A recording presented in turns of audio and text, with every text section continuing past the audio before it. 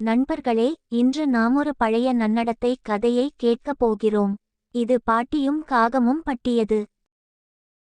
ஒரு சிறிய கிராமத்தில் பாட்டி ஒருத்தி வாழ்ந்தார்.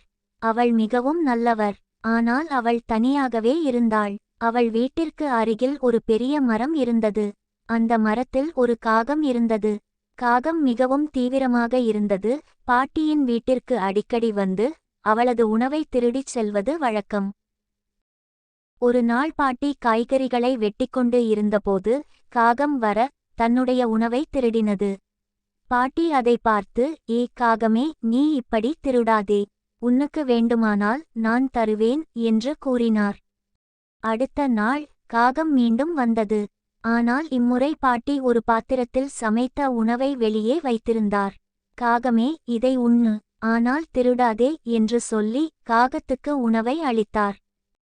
காகம் பாட்டியின் நல்ல மனதைக் கண்டு நன்றாக உணவைத்தான். அதன் பிறகு காகம் அன்றும் மறுநாளும் பாட்டியின் வீட்டிற்கு வந்தது. இருவரும் நண்பர்கள் ஆனார்கள். பாட்டி அவனை ஒரு பிராணியாகவே நினைத்து தினமும் உணவு அளித்தார். இந்த கதையின் இறுதியில் பாட்டியின் நல்ல மனமும் காகத்தின் உணர்வும் மக்களுக்கு ஒரு நல்ல நட்பின் உதாரணமாக அமைந்தது. நீங்கள் எல்லாரும் எப்போதும் நல்லவனாக இருக்க வேண்டும். நம்பிக்கையும் நன்றியும் ஒரு நல்ல நட்பை உருவாக்கும் என்றார். இந்த கதை குழந்தைகளுக்கு கற்பித்தல் மற்றும் நல்ல நடத்தை பற்றிய ஒரு அழகான பாடமாக இருக்கும்.